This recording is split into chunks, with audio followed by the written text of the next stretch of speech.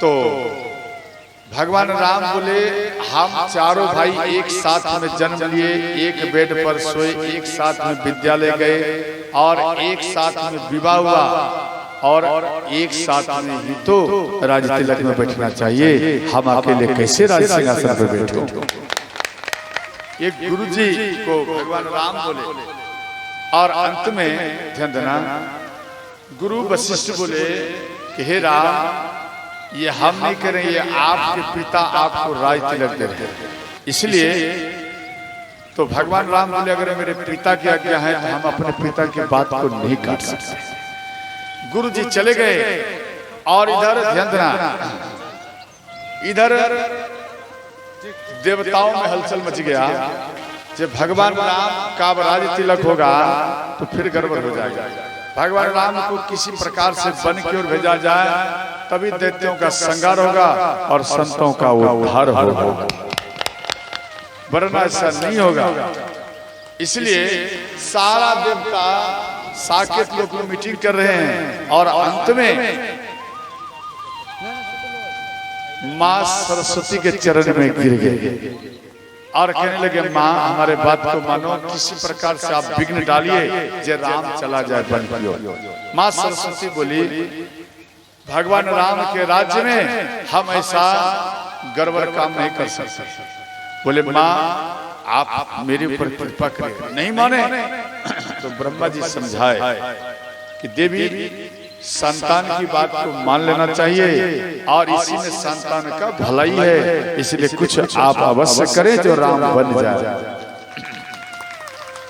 मां सरस्वती आई और मां सरस्वती जब आई तो मां सरस्वती मन में सोची मैं किसके ऊपर अपना भाव प्रकट करूं या उनके ऊपर कृपा बरसाऊं, गड़बड़ करने किसका मैं बुद्धि पलट दूं। तो मंथरा आई, मंथरा को देख लिए। कई व्यक्ति कहते हैं कि बुद्धि को पलट दिया, बुद्धि को नहीं पलटा। मंथरा को पूर्व जन्म का याद दिलाया। पूर्व जन्म का याद मंथरा जो थी राजा बलि की बहन थी और 52 भगवान अवतार लेकर के राजा बलि से 3 पग पृथ्वी मांगी और 2 पग में इनका सारा संपत्ति को समाप्त कर दिया, यानी सब नाप लिया। अब एक चरण रह गया तो राजा बलि बोले भगवान आप मेरे सिर के ऊपर रखिए। तो 52 भगवान के सिर पर रखे और इनको लेकर पाताल में चले गए। तो भगवान 52 प्रसन्न हो गए और कहने लगे आप हमें ये बताइए जे आपको क्या चाहिए। 52 भगवान करें आपके ऊपर खुश हो, कुछ मांगिए। तो राजा बलि बोले भगवान अगर आप हमें कुछ देना चाहते हैं तो आप सदा सदा के लिए मेरे द्वारपाल में रह जाइए ताकि दर्शन कर सकें। तो 52 भगवान द्वारपाल में रहे। इसके बाद इधर साकेत लोग खाली हैं। मां लक्ष्मी घबराई जे भगवान परीक्षा देने के लिए, परीक्षा लेने के लिए गए थे और स्वयं परीक्षा में फंस गए।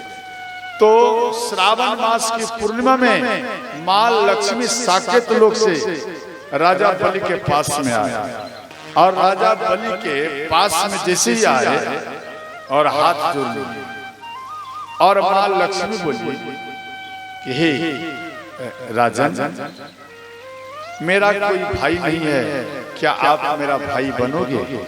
ध्यान देकर समझना। आपको कोई माता अगर कह दे कि आप हमारा भाई बनेंगे तो आपको कितना टाइम लगेगा हाँ कहने बोले? आप तुरंत बोलेंगे नहीं नहीं हम आपका भाई बन गया, बोलेंगे या नहीं बोलेंगे? तो उसी प्रकार से जैसे ही बोले तो राजा बलि खुश हो गए, बोले हम तेरा भाई बनने के लिए तैयार हैं। तो अंत में मां लक्ष्मी उनके कलाई में रक्षाबंधन को बांधे। देखो आप जो बाजार में से रेडीमेड जो रक्षाबंधन लाती हैं वो फोम का होता है, प्लास्टिक का होता है, ध्यान से समझना। और उनको लाकर अपने भाई के कलाई में बांधेंगे तो वो उनका कलाई में पावर नहीं बढ़ेगा, उनके कलाई में पावर नहीं बढ़ेगा। अगर आप अपने भाई के कलाई में पावर बढ़ाना चाहती हैं, अच्छा एक बात बताइए, अपने भाई के कलाई में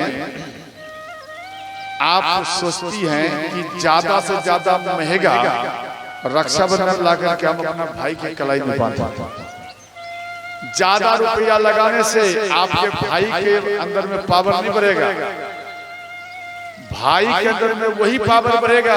ध्यान देना। अच्छा, ज्यादा से ज्यादा रुपया वाला इष्ट देवता के मंदिर में चढ़ाती हैं क्या रक्षाबंधन? बोलो ना हाँ या नहीं? ज्यादा से ज्यादा जैसे 100-50 वाला चढ़ाती हैं? नहीं, वहां केवल दिखावा के लिए वो कच्चा धागा का रक्षाबंधन आप चढ़ाती हैं और उसको नॉर्मल से लेती हैं कि ये नॉर्मल चीज है, और भारी भरकम चीज तो वो है जो 100-200 में देता है रक्षाबंधन।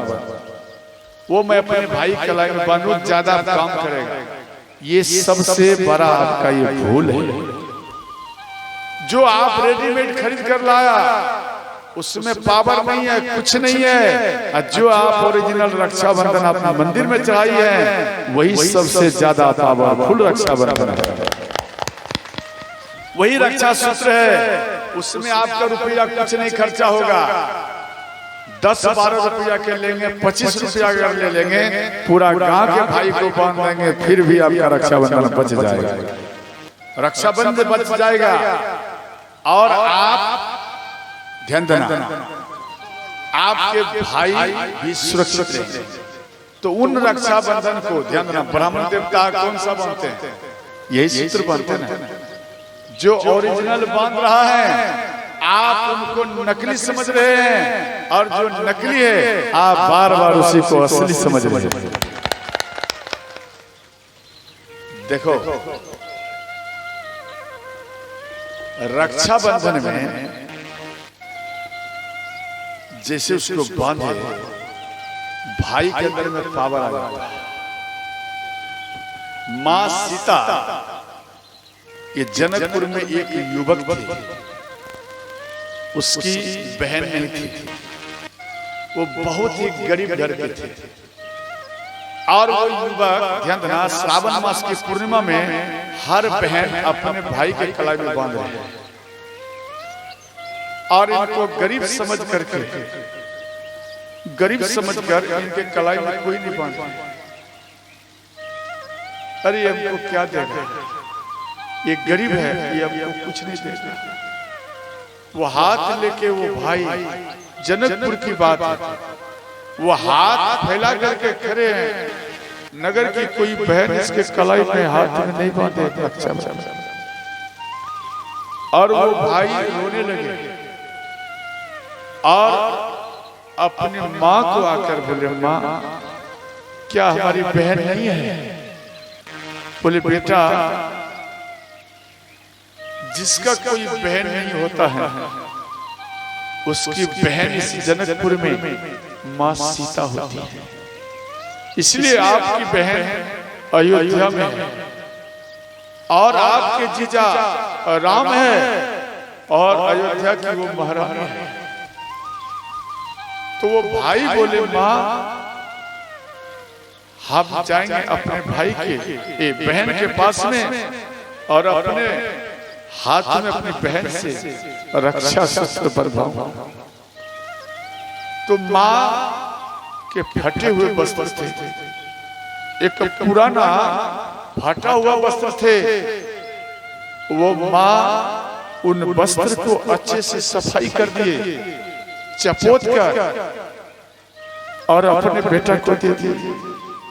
बोले, बेटा जब आपकी बहन सीता आपको रक्षा सूत्र बांधेगी तो बेटा उसको कुछ देना पड़ता है, और उसको बोल देना कि बहन तेरे लिए ये साड़ी लाया और ये साड़ी फटा हुआ है बहन, लेकिन नाराज मत होना, जब हम मेहनत करूंगा तुझे मैं अच्छा साड़ी दूंगा। बहन तत्काल इस साड़ी को आप स्वीकार कर लीजिए। इस प्रकार से बेटा अपनी बहन को आप मना लेना। माँ रोने लगी। देखो, माँ के हृदय में बेटे के लिए विशेष प्रेम रहता है, और वो भाई चल दिए वो फटे हुए कपड़े को लेकर। और जब चल दिए तो एक किनारे में एक नदी पार करना पड़ता, तो किनारे में वो नौका पर बैठे और नौका वाले रुपया मांगे, नौका वाले रुपया मांगे कि कुछ द्रव दो। तो वो बोले भैया मेरे पास रुपया नहीं है। बोले जब नहीं है तो कैसे बैठ गया, उतर जा। उनको डांट कर नौका से उतार दिया। उसके बाद फिर दूसरा नौका आया, फिर उसमें बैठ गए, फिर रुपया नहीं के कारण और उनको बार बार उसको उतार दिया। वो भाई बहन की याद में उन किनारे में रोते रहे। रात हो गया, अब वहां आना जाना बंद हो गया। अपनी माँ को याद करके, अपनी बहन को याद करके वो भाई बार बार रोने लगे किनारे कि बहन आप इस नदी के पार में हो, बहन मैं तेरे पास मैं कैसे आऊं, मेरे पास में एक भी रुपया नहीं और मैं कैसे तेरे पास आऊं बहन।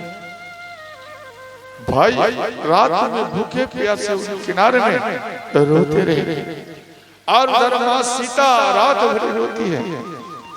भगवान राम को बोली हे प्रभु, भगवान राम बोले कि देवी आप क्यों रो रही हो?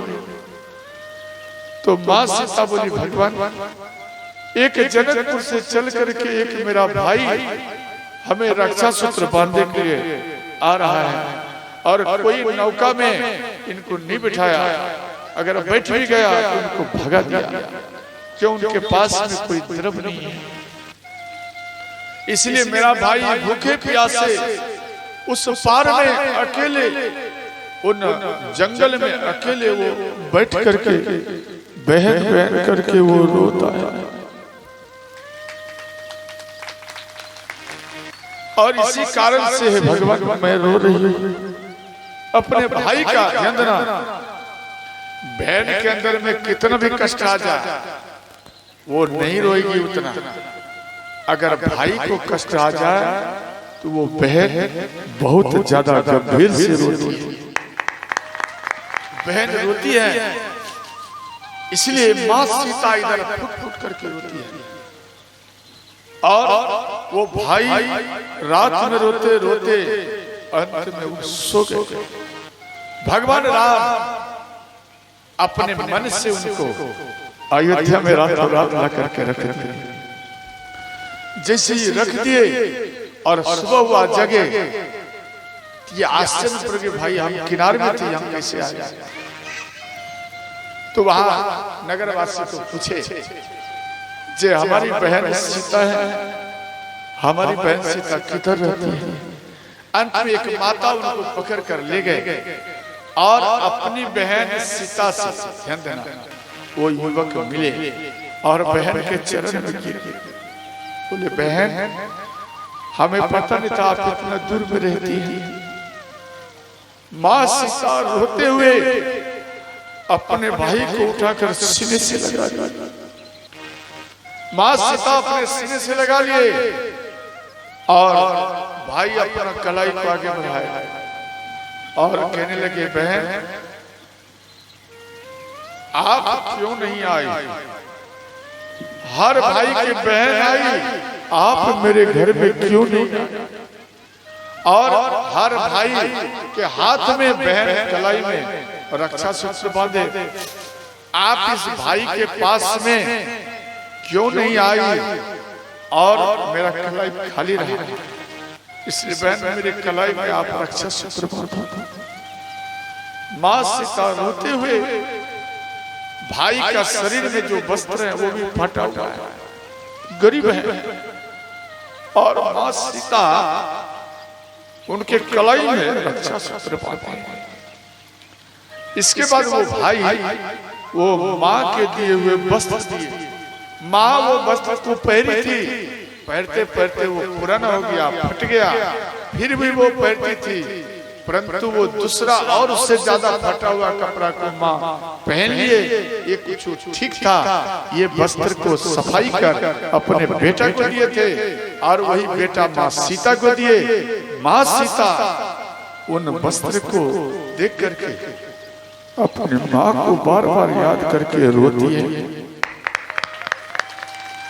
और वो रोती है और कहती है, माँ मेरे आने के बाद में आप इतना गरीब हो गया जी, आपके बदन में वस्त्र भी नहीं मिलता। हे माता, आपका दुख हमें सहा नहीं जाता। उन वस्त्र को माँ सीता हृदय से लगाई। जैसे ही हृदय से लगाई, उनका घर सुंदर बन गया। माँ सीता कृपा बरसाई, उनका घर सुंदर हो गया। नगर वासियों में जो घर है उनसे भी सुंदर घर बन गया माँ सीता की कृपा से। और माँ के पास में जो वस्त्र थे ना, वो वस्त्र भी सुंदर हो गए, चमकने लगे। भाई के शरीर में जो वस्त्र फटा हुआ था, वो वस्त्र सुंदर हो गया। देखो, भाई जो आता है एक बहन आपके कलाई में अर्थात रक्षा सूत्र बांधने के लिए आती है, और जिसका भाई नहीं होता वो बहन आपके नगर में आती है और आस पड़ोस के जो भैया हैं उनके पास में चली जाती है। क्यों? अपना भाई नहीं है, और उसकी बार को खटखटाती है कि भैया की बात को आपकी बहन आपको रक्षा सूत्र बांधने के लिए आई, या अपना भाई भी है तो उनकी बार को खटखटाती है बहन कि बहन ये भैया की बार को खोलो। उनकी भाभी अगर सुन लिए कि हमारी ननद आई है तो किबार को नहीं खोलती, किबार बंद रखती है। इसलिए देखो, ये फिर साल भर गया, अब ये आ गई है, अब इनको हमको ये कुछ वस्त्र देना पड़ेगा, रुपया देना पड़ेगा। इसको शर्म आना चाहिए, आना नहीं चाहिए। शाम पर जाता है, बहन भूखी है, अपने भाई के कलाई में रक्षा सूत्र बांधने के लिए सुबह से बहन भूखी है। शाम हो गया, किबार खटखटा किबार को भाई नहीं खोले। अगर माँ रहती, अगर पिता रहते, एक बार केवल आवाज सुन लेते, माँ तू ये हमारी बेटी आई है। वो माँ वृद्ध है, नहीं भी चल पाती है, वो किसी प्रकार से दीवार के सहारे से भी आकर के वो किबार को खोलकर बेटी को सीने से लगा लेती। आज माँ नहीं है तो उस बेटी को रोना पड़ रहा है, और वो भाई दरवाजा को नहीं खोला तो पुरुषन के पास में जाती है। पुरुषन इनको कई प्रकार का बात कहती है। देखो, अपना भाई से संतुष्टि नहीं हुआ, मेरे पास में आ गया, अब यहाँ भी कुछ देना पड़ेगा। तीन बात को सुनकर बहन और रात भरी किसी मंदिर में या किसी चौक चौराहे में रात भरी वो बहन रह जाती है। जल पी करके किसी से एक रोटी मांग करके वो रह जाती है बहन, और उनका भाई एक बार भी नहीं आया कि बहन चलो घर। वो रो करके रह जाती है। सुबह होने के बाद वो बाजार जाती है बहन, और बाजार में जाकर एक वस्त्र खरीदती है, और वो वस्त्र को खरीद कर वो किसी एकाग्र जगह पर वो वस्त्र को पहन लेती है। इसके बाद वो बहन रोते हुए अपने माँ पिता को याद करके फिर अपने ससुराल में जाती है। क्यों ऐसा क्यों किया अपनी बहन? इसलिए कि वस्त्र इसलिए खरीदे कि हमारे ससुराल वाले ये नहीं कहे कि तेरा भाई कैसा है जो एक बहन को एक वस्त्र तक नहीं दिया। वो बहन वस्त्र अपना खरीद करके पहन करके ससुराल जाती है, और अपने भाई के मान को वो बार बार ऊंचा रखती है। इसलिए जिसको भाई नहीं है उस बहन के ऊपर क्या बीतता है उनसे एक बार पूछ लो। और जिनको बहन नहीं है उस भाई को एक बार पूछना बहन का दर्द क्या होता है और भाई का दर्द क्या होता है। आज अगर भाई है तो बहन का स्वागत नहीं कर सकते, अगर बहन है ध्यान देना बार बार भाई ध्यान देना उनका सम्मान नहीं कर सकते, इसलिए सम्मान करना सीखिए। यहाँ माँ सीता माँ लक्ष्मी जब राजा बलि के हाथ में बांध दिया तो राजा बलि खुश हो गए। राजा बलि कहने लगे कि बहन कुछ आप मांग लीजिए। कहते ना ये मंत्र भी पाठ करते हैं ब्राह्मण देवता, इन बंदो बलि राजा दानवेंद्रो महाबल तेन त्वां मनुवर्धनानि रक्षमाचल। अपने भाई के कलाई में अगर बांधिए इस मंत्र को पाठ करके अपने भाई के कलाई में रक्षा सूत्र बांधिए। जब आप बांधेंगे ऐसे ब्राह्मण देवता आपको बांधते हैं इस मंत्र को उच्चारण कर, और आप भी बांधेंगे तो ध्यान देना आपके भाई के शरीर में पावर ही पावर आ जाएगा। इसके बाद ध्यान देना और राजा बलि की बहन थी रत्नमाला, उनका नाम था रत्नमाला। और रत्नमाला मन में संकल्प किए, ध्यान देना ऐसे माँ इधर लक्ष्मी को राजा बलि बोले कि बहन भाई को बहन को कुछ देना चाहिए, आप कुछ मांगिए। माँ लक्ष्मी बोली भैया अगर आप देना चाहते हैं तो आपके पास में जो द्वारपाल है आप उनको दे दीजिए, बस मैं खुश हो जाऊंगा। बावन भगवान को मुक्त किए और माँ लक्ष्मी चली गई। और इधर ध्यान देना रत्नमाला मन में संकल्प किए कि विष्णु भगवान बावन का रूप धारण करके मेरे भैया का राजपाट को छीन लिया है और हम संकल्प कर रही हूँ जे ये जब अवतार लेंगे इनको राज से ही हटा दूंगी, राज से ही इनको भगा दूंगी जैसे भी होगा। तो वही ध्यान देना वही रत्नमाला दूसरे जन्म में एक हिरणी के रूप में आई और वो हिरणी ध्यान देना केकई नरेश के नगरी में आया, उनके राज्य में वो हिरणी जन्म ली। तो केकई नरेश धनुष पर बाण लेकर शिकार करने लगे। उस हिरणी की बेटी हिरणी अपने पति के साथ में भ्रमण कर रहे थे, तो केकई नरेश उनके दामाद को मार दिया, हिरण को मार दिया। तो हिरणी की बेटी वो अपनी माँ को सारा बात बताया। तो माँ झटके में गई और केकई नरेश को बोली कि हे महाराज हमारे कारण हमारी बेटी इस वन में बेफिक्र होकर के घूमती है और आज मेरी बेटी दामाद को आपने मार दिया, इसलिए आप हमारे दामाद को आप हमें दे दीजिए।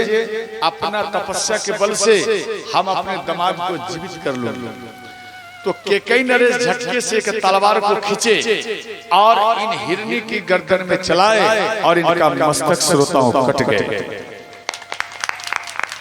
और जब ये कट गए तो मरते समय में संकल्प लिए कि हे राजन आप जिस प्रकार से हमारी बेटी को आपने विधवा किया है और हम भी संकल्प ले रही हूँ जे हम भी आपकी बेटी को विधवा करूंगी, ये मेरा संकल्प है। वही हिरणी ध्यान देना वही हिरणी केकई नरेश के नगर में मंथरा के रूप में श्रोताओं को प्रकट कर। और ये बात ध्यान देना यही बात माँ सरस्वती मंथरा को याद आ गया और इस बात का जब उनको याद आ गया तो अब इनके मन में आ गया कि राम को राज से ही मैं बाहर कर दूं।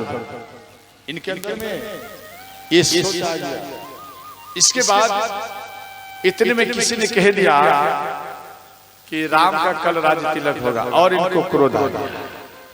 लंबी सांस लेते हुए माँ कैकेयी के पास में वो आई और माँ कैकेयी एक हार बनाई थी और कहने लगी कि मंथरा तू आ गई, आजा आजा आजा, देख तेरे लिए मैं एक हार बनाई हूं।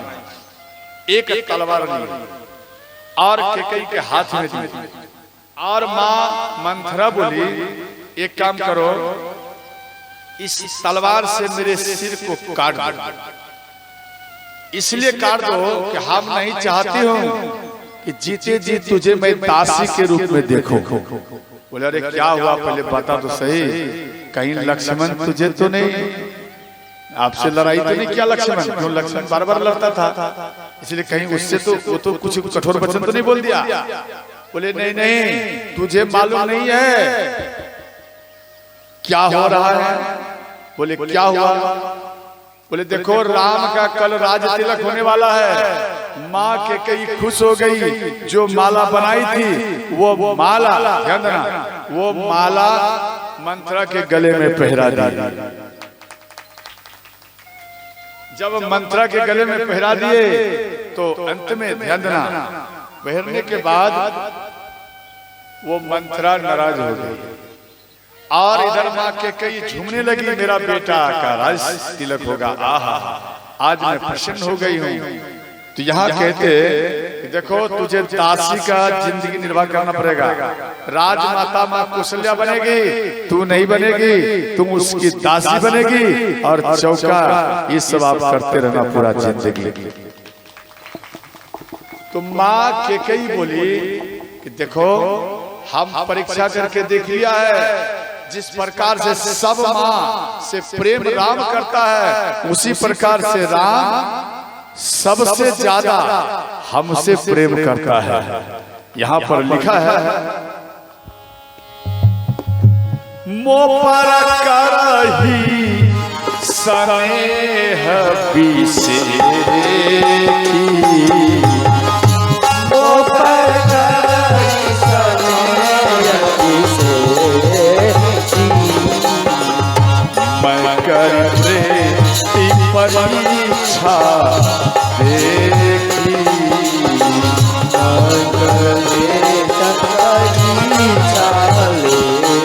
देखी श्री राम जय राम जय जय राम, श्री राम जय राम जय जय राम, श्री राम जय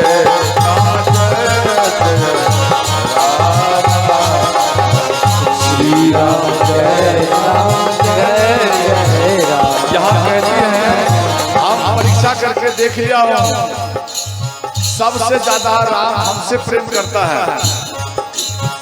प्राण ते अधिक राम प्रिय मोरे, प्राण ते अधिक राम प्रिय मोरे, इनके तिलक अक्षोभ का सतोरे, इनके तिलक क्षोभ का सतोरे। श्री राम जय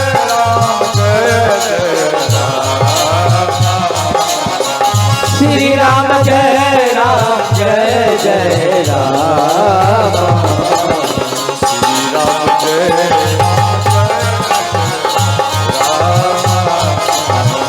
श्री राम जय राम जय जय राम।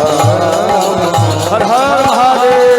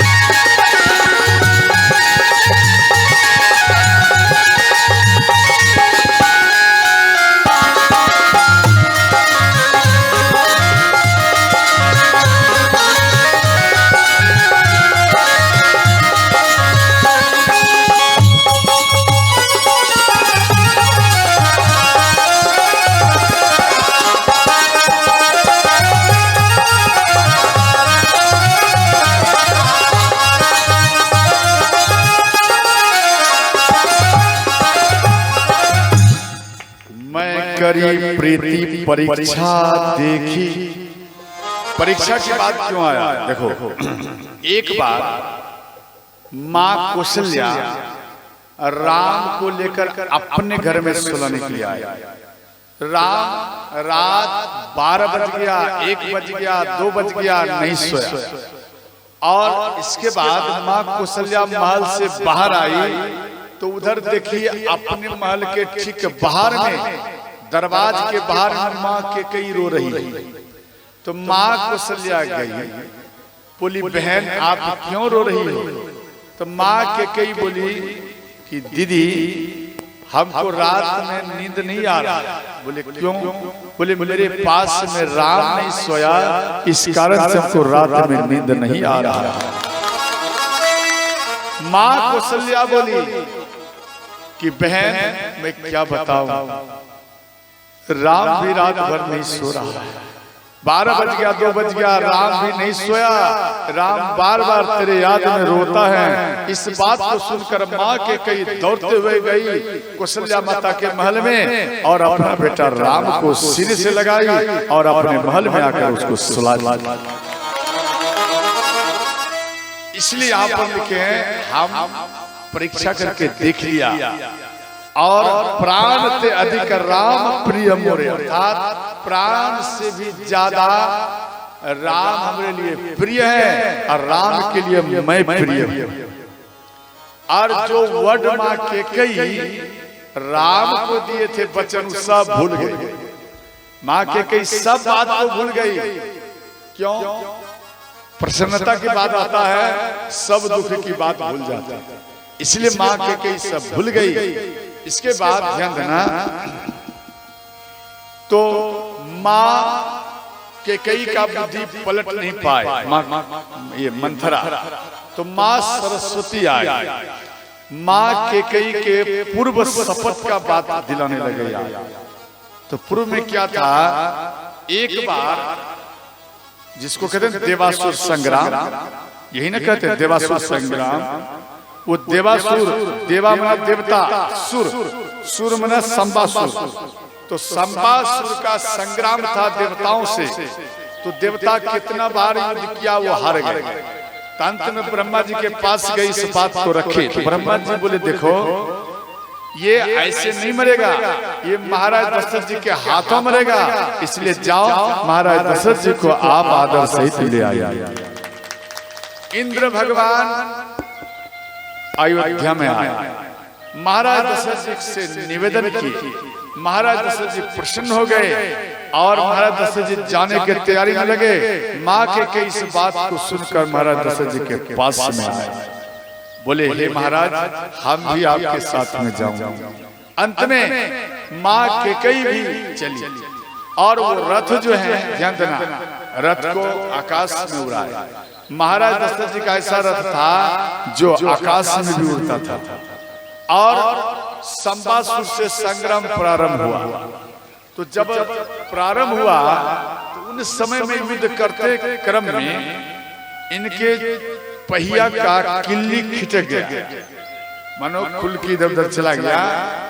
तो माँ कैकेयी बचपन में एक साधु का अंगूठे से बर्छी को इधर उधर लेकर चली गई। साधु बाबा सोची कोई चुरा कर ले गया। जब साधु भाई बात सोचे तो अंत में साधु बाबा श्राप दिए कि जिस अंग से ले गया वो अंग लोहा का समान हो जाएगा। तो अंत में वह अंगूठा से ले गई थी, वो अंगूठा लोहा के समान हो गए। आज वही श्राप आज वरदान का रूप बन गया और किली के स्थान पर अपना अंगूठा को लगा दिया। और जब किल्ली खिटक गया था तो रथ थोड़ा अनबैलेंस हुए तो महाराज दशरथ जी रथ पर से गिर गए। ध्यान देना, रथ ऐसा दिव्य था कि रथ पर आप जब तक रहेंगे सुरक्षित रहेंगे, और रथ पर से अगर मानो नीचे आए तो आपको जमीन में ही गिरना पड़ेगा। अब सोचो इंद्र लोक से गिर रहे हैं नीचे, तो गिरिधराज जटायु भी देवासुर संग्राम में गए थे। तो गिरिधराज जटायु मन में विचार किया कि महाराज दशरथ जी अगर जमीन में गिर जाएंगे तो मर जाएंगे, इसलिए अपना गति को बढ़ाए और महाराज जी को गिरने से उनको बचाए। महाराज दशरथ जी को अपने पंखुड़ी से बचा लिया। अपने पंखुड़ी में उनको संभाल ली। इसके बाद गिद्धराज जटायु उड़ते हुए फिर रथ में महाराज दशरथ जी को खड़े खड़े। तो महाराज दशरथ जी खुश हो गए। महाराज दशरथ जी बोले, हे गिद्धराज जटायु, आज आपने हमारा प्राण बचाया, इसलिए आप कुछ मांगे और आज से हम आपका मित्र बन गए और आप हमारा मित्र बन जाइए। तो गिद्धराज जटायु बोले, ठीक, आप मेरा मित्र, बहुत अच्छा। और महाराज दशरथ जी बोले, कुछ मांग लीजिए।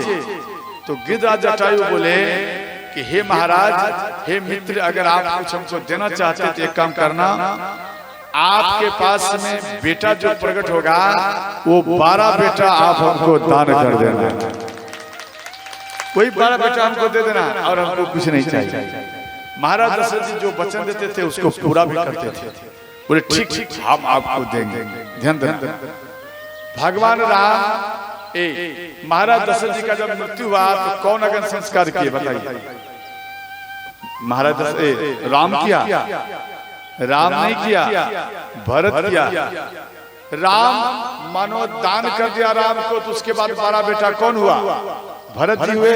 इसलिए 12 बेटा का ही अधिकारी हुआ और 12 बेटा महाराज दशरथ जी को अग्नि संस्कार किए थे। श्रोता, और ये 12 बेटा दान कर दिया तो राम अपने पिता के समान गिद्धराज जटायु का श्रोताओं अग्नि संस्कार किए थे, पिता के समान, और कर्म भी किए थे भगवान राम।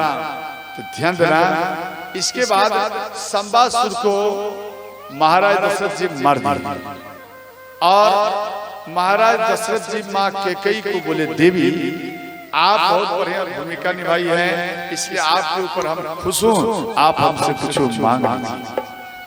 तो माँ कैकेयी बोली कि हे भगवान, हे महाराज, अगर आप हमको कुछ देना चाहते तो हम लेंगे 2 वर। बोले, ठीक, आप वो ले लीजिए।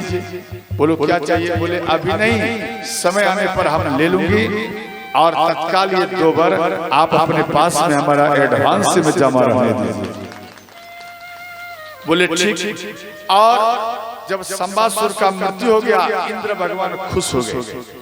तो माँ कैकेयी को इंद्र भगवान चूड़ामणि दिए। माँ कैकेयी वो चूड़ामणि माँ कौशल्या को दिए। माँ कौशल्या वो चूड़ामणि माँ सीता को दिए। माँ सीता वो चूड़ामणि लंका में जब हनुमान जी गए तो वो चूड़ामणि हनुमान जी को दिए और वो हनुमान जी चूड़ामणि भगवान राम को दिए। इसके बाद ढोल नगारे बजाते हुए महाराज दशरथ जी को विदाई की और किष्किंधा देते हुए आ रहे थे। जब किष्किंधा देते हुए आ रहे थे और बाली के पास में ये बात आया तो बाली महाराज दशरथ जी को बुलाए और बोले, हे राजन, आप एक संबासुर को मार दिया और पूरा उछल कूद करते हुए जा रहे हो, खुशियां मनाते हुए, इतना बलिष्ठ आप हो गए हैं। एक काम करो, कल आप हमसे युद्ध करना, अगर आप जीत जाएंगे। कैकेयी के ऊपर इतनी में दृष्टि पड़ गया। कैकेयी माता देखने में बहुत सुंदरी थी।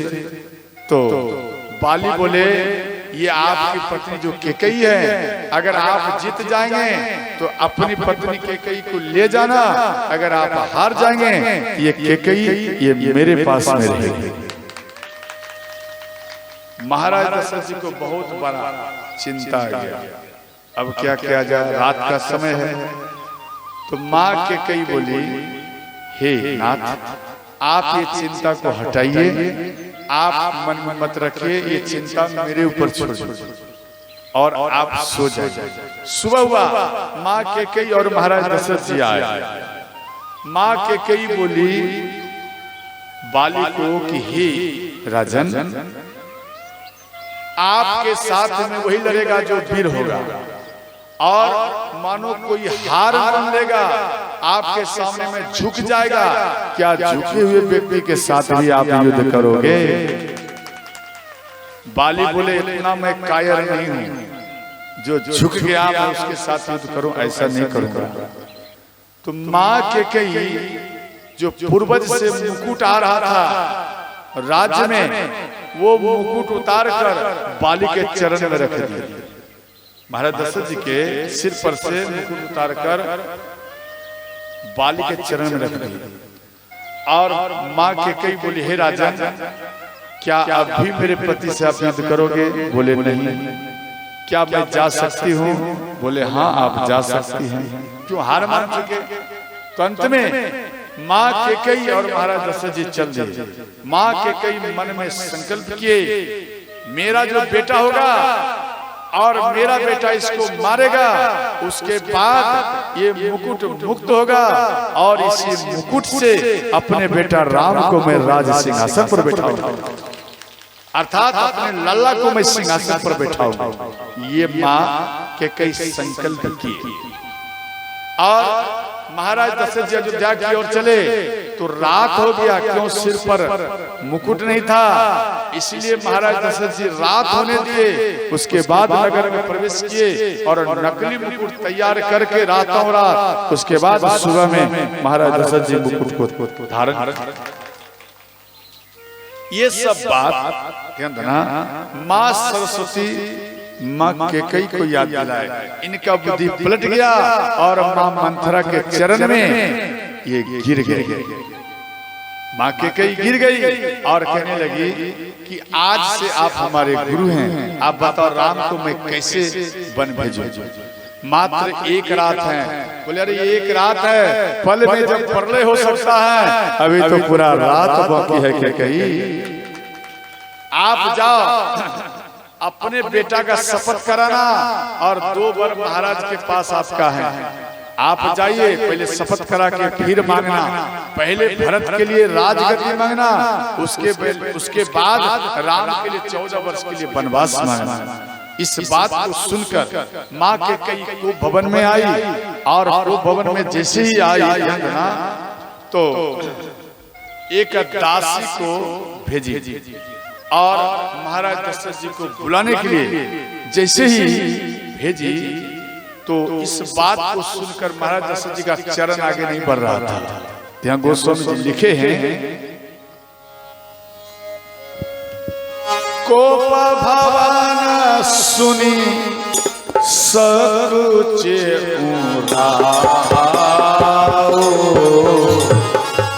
कोप भवन सुनी सकुचे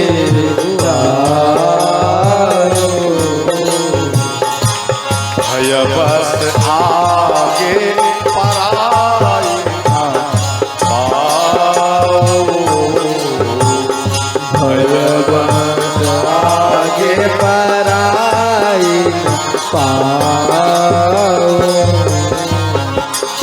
आगे पान नहीं बढ़ रहा।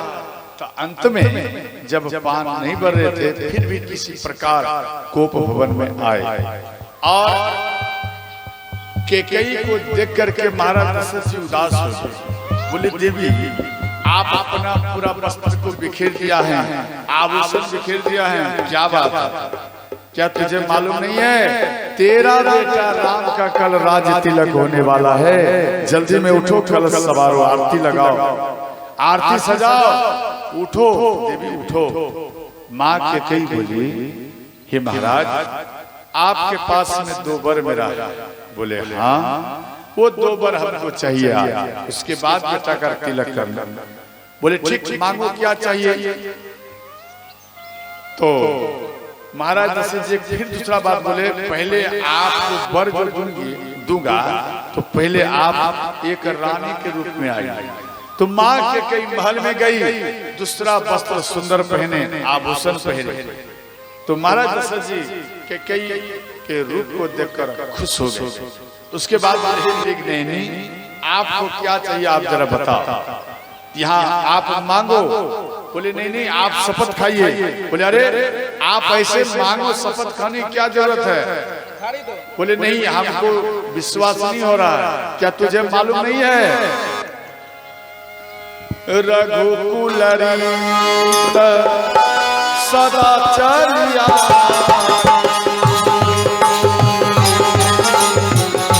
प्राण जाई धन जाई। राम सिया राम जय जय राम, राम सिया राम जय जय राम। मंगल भवनय ओ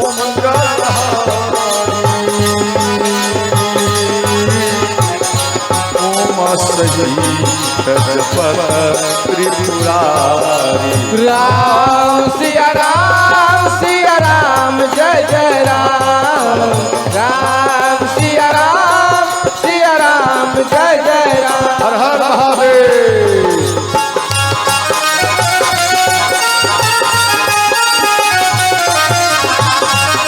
जोर जोर करताल बजाइए। जय हो।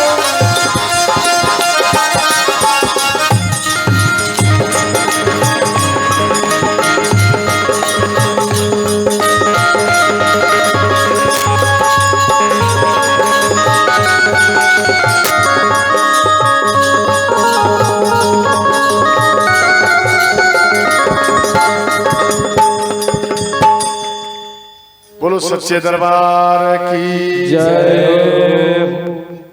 इसलिए आप मांगो तो अंत में बोले नहीं आप पहले अपना बेटा का शपथ खाइए। बोले भरत का शपथ रहा। बोले नहीं भरत का नहीं, राम का शपथ खाइए। बोले ठीक है राम का शपथ आप मांगो। अब देखो बड़े प्यार से माँ के कई कहती हैं, सुनो प्राणपति। क्या कर रही है? प्राणपति यानी मेरे प्राण के आप पति हैं, आप हमारे बात को सुनिए। सुनो प्राणपति भावत जी का देहो एक बर भरत जी का। सुनो प्राणपति भावत जी का देव एक बर भरत जी का।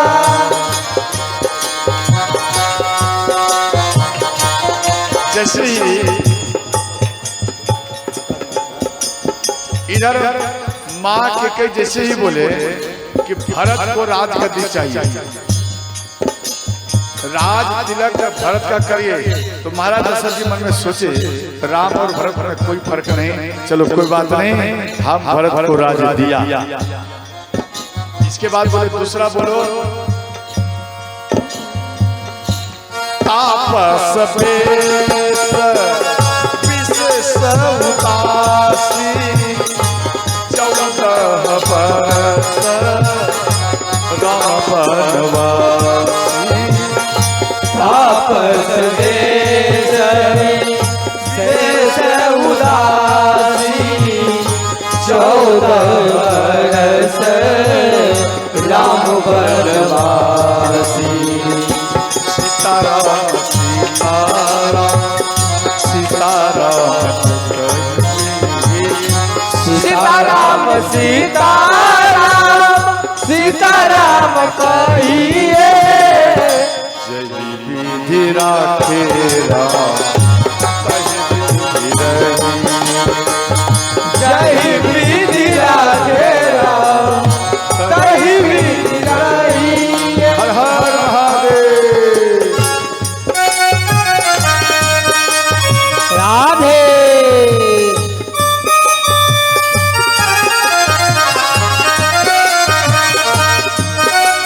जय जय।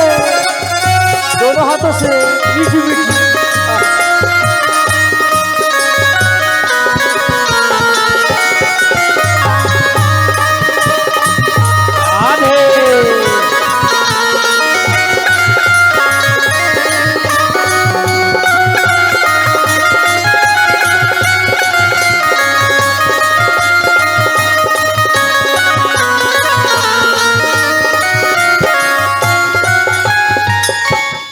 देखो भरत के बारे में बोले तो उतना उदास नहीं हुए, थोड़ा सा उदास हुए। और जैसे ही बोले तापस वेश विशेष उदासी 14 बरस राम वनवास। महाराज दशरथ जी कांप गए, पूरा शरीर कांप गया, थर थर करने लगे महाराज दशरथ जी। और अंत में बोले देवी आप इस बात को वापस ले लो, इस तरह की बात बोलना नहीं चाहिए। अगर आज के बाद अगर आप दोबारा बोली तो मेरे शरीर से ही प्राण निकल जाएगा देवी, इसलिए आप ऐसा बात मत बोलो। तो माँ के कई बोली कि हे महाराज, बड़े आए थे रघुकुल रीत सदा चली आई, प्राण जाई बरु बचन न जाई। बहुत बोल रहे थे, क्या हो गया? आज थोड़ा सा मांग लिया और सीधा पलट गए। तो अंत में माँ के कई के चरण को पकड़ लिए महाराज कि देवी आप हमार बात को मानो, और राम मेरे प्राण से भी ज्यादा प्रिय है, राम को वन मत भेजो। अगर वन भेज देगी तो मेरे शरीर से भी प्राण निकल जाएगा, मेरा बात मानो। अंत में ध्यान देना, ऐसे महाराज दशरथ जी रोते रहे। माँ के कई अंदर से रोती है, अपने पति को अगर कष्ट में देखेंगे, क्या माँ नहीं रोएगी? अर्थात पत्नी नहीं रोएगी, पत्नी रोती है। लेकिन यहाँ अगला जो वचन है जो हम दिया उसको तो पूरा करना है। और हे महाराज, आप कैसे भूल रहे हैं? मन में विचार कर रहे हैं, उस बात को याद करिए। इसलिए राम को जाने दीजिए, तभी तो अपने बेटा राम को ओरिजिनल मुकुट से आप राज तिलक करोगे। और महाराज दशरथ जी जमीन में गिर गए। राम आएगा, हमको देखेगा। और स्वस्थ में तो राम हमको छोड़कर नहीं जाएगा। रात भर लेटे, सुबह हुआ, नगरवासी सब पूरा भीड़ में आ गया। गुरु वशिष्ठ बोले, सुमन, महाराज दशरथ जी पहले पर में सबसे पहले उठ जगते थे, अभी तक जगे नहीं। आप जाइए, देखिए, जाओ सुमंत जगावहु जा, आप जाइए देखिए कहाँ। तो महल में जैसे प्रवेश किए, राम आए। राम सुमंत जी के चरण में प्रणाम किए। देखो, राम स्वयं भगवान और सुमंत जी के चरण में प्रणाम किए, पिता समान। देखो, आपके गांव में अगर कोई मुखिया है, उनका बेटा है, समझिए, उनका बेटा है, आप उनके बेटे को देखना, आपको प्रणाम नहीं करेगा। क्यों? बहुत बड़ा पोस्ट में। आपके गांव का कोई मनो ब्राह्मण है और ब्राह्मण है, तो उसका मनो समाज का कोई बुजुर्ग व्यक्ति आ गया तो वो उनके चरण में प्रणाम नहीं करेगा। क्यों? अपने अंदर में अभिमान रहता है, हम तो ब्राह्मण हैं, हम ये हैं। अरे ब्राह्मण बाद में बनना, पहले आप स्वतंत्र होकर पहले बेटा तो बनकर दिखाओ। पहले आप बेटा बनकर दिखाइए, उसके बाद आप बाबा बनना। पहले एक नंबर का बेटा बनना। आप किसी संत के चरण में झुककर प्रणाम करने की ज्ञान नहीं है तो आप बाबा क्या बनोगे?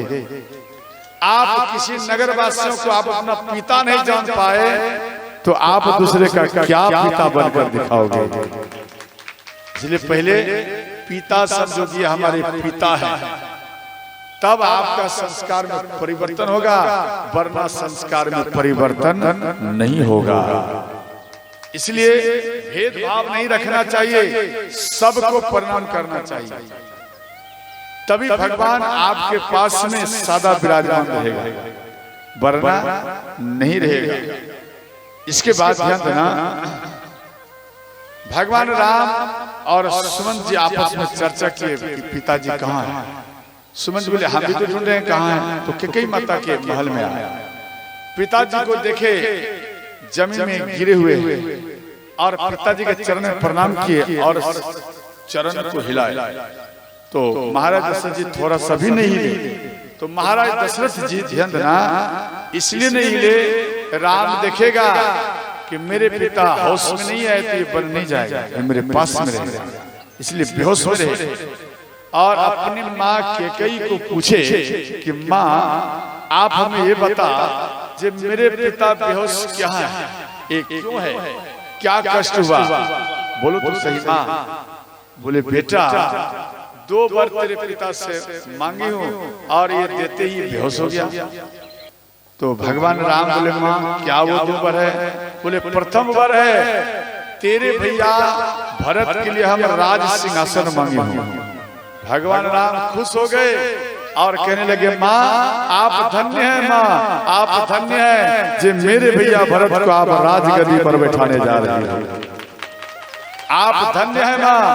आप और बता क्या और दूसरा क्या मांगे? बोले 14 वर्ष के लिए तापस विशेष उदासी 14 वर्ष राम वनवासी जे बेटा आपके लिए हम 14 वर्ष वन मांगा। बोले माँ आप धन्य हैं, धन्य जन जगत। इधर भगवान राम खुश हो गए और अपनी माँ के कई के चरण में गिर गए। देखो भगवान राम माँ के कई मन में तो समझ रहे हैं कि क्या करना है। बात समझ गए ना? जो कथा पूर्ण सुने होंगे तो उसको मालूम है माँ के कई अंदर में रो रही है और भगवान राम भी रो रहे हैं, लेकिन मन में दोनों बात होता है माँ अपने आप को संभालो माँ। अपने पिता को नहीं कह रहे हैं, अपनी माँ केकई को कह रहे हैं राम कि माँ अपने आप को संभालो। ये तेरा बेटा राम 14 वर्ष में पुनः आपके चरण में ही आकर के प्रणाम करेगा माँ। इस प्रकार से मन में अपनी माँ चरण में प्रणाम किए। बोले माँ अभी तुरंत हम आते हैं और माँ कौशल्या से मिलकर। तुलसी कृत रामायण में माँ के कई और माँ कौशल्या से मिलकर के ही भगवान राम गए हैं, लेकिन वाल्मीकि रामायण में दिया गया माँ सुमित्रा से भी मिलकर के गई। अंत में ध्यान देना माँ कौशल्या के पास में आए। बोले माँ हम 14 वर्ष के लिए बन जा रहा हूं, मेरे पिता हमको बन कराई दिया। बोले बेटा क्या तेरे पिता दिया है? अगर तेरे पिता दिया है तो हम उसको समझाएंगे, मना करेंगे। अगर आपकी माँ केकई दी होगी तो बेटा इस बीच में हम भी कुछ नहीं कह सकते। अब दिमाग लगाओ, माँ कौशल्या कितना सम्मान किए केकई का। तो बोले नहीं हमारी माँ केकई का ही आदेश है। बेटा हम इस बीच में कुछ नहीं कर सकते। और अंत में अपने बेटा राम का मुख को चुमन करने लगी। इतने में माँ सीता इस बात को जान गई, भागते हुए आई और माँ कौशल्या के चरण में गिर गई और कहने लगी हे माता मेरे भगवान मेरे प्राणनाथ वन में जा रहे हैं और हम भी जाऊंगे। राम के चरण में नहीं गिरी, अपने सास के चरण में गिरी। क्यों? इसलिए जब तक सास का आर्डर नहीं होगा तो ये पुतहु कभी भी अपने पति के साथ में नहीं जा पाएगा।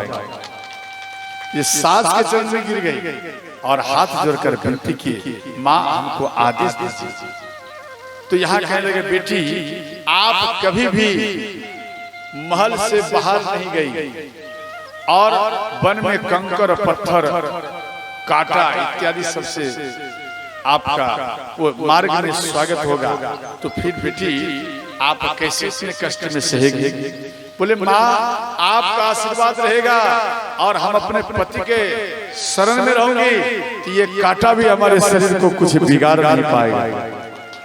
इसलिए माँ हमको आप आदेश दीजिए। भगवान राम समझाने लगे देवी आप मत जाइए, आप यहाँ रहिए।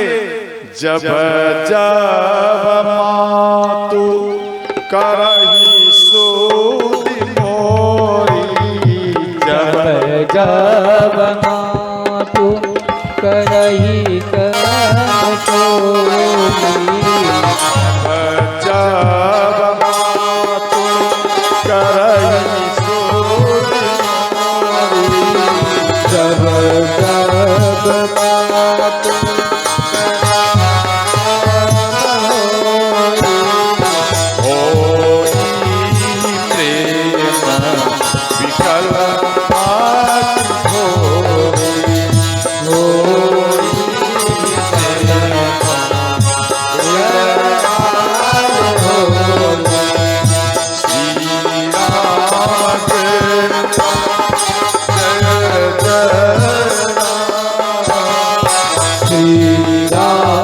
जय राम जय जय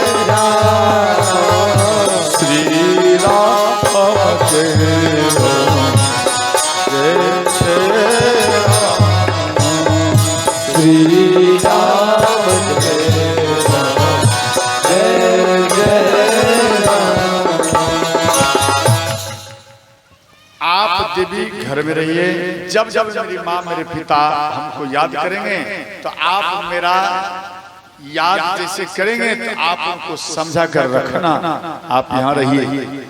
तो माँ सीता बोली, जिया बीनु देह नदी बीनु बारी, जिया बीनु देह नदी बीनु बारी,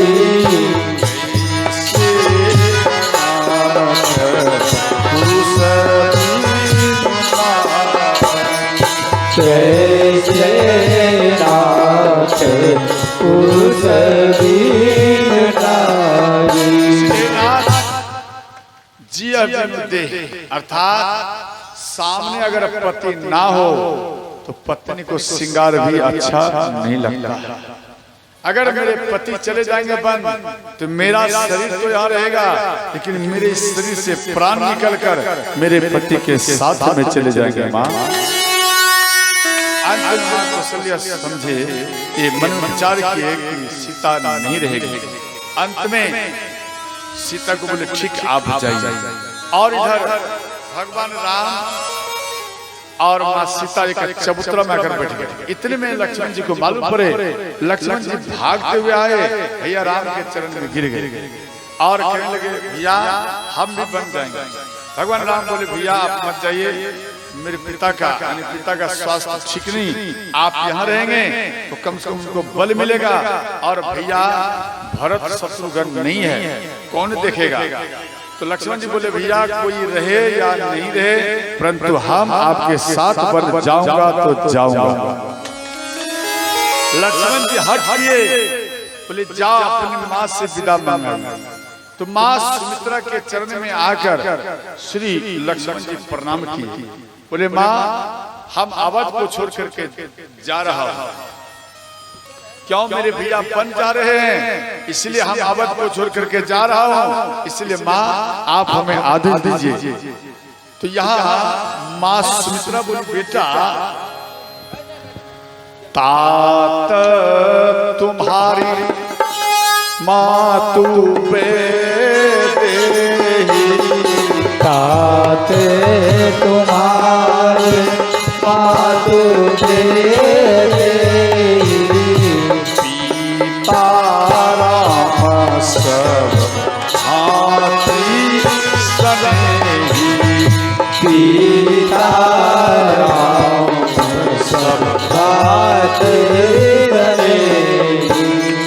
बेटा आपकी माँ आप जो मेरे पास आए, अरे मैं जो माँ हूँ तेरा एक जन्म की माँ हूँ, और सीता राम ध्यान देना राम सीता करोड़ों जन्म के आपके माता पिता हैं, आप उनके चरण में क्यों नहीं प्रणाम करा दे ले लिए, मेरे पास में क्यों आए। और एक बात बेटा आप जो बोले अवध को छोड़कर जा रहे हैं, अरे आप अवध को छोड़कर नहीं जा रहे हैं, आप अवध को ही साथ में लेकर जाए। जिस जगह में राम खड़ा हो जाएगा बैठ जाएगा वह जगह ही अवध ही बन जाएगा। बेटा आप अवध को छोड़ करके नहीं जा रहे हैं, बल्कि आप अवध को ही आप लेकर के जा रहे हैं। इस बात को सुनकर श्री लक्ष्मण जी खुश हो गए।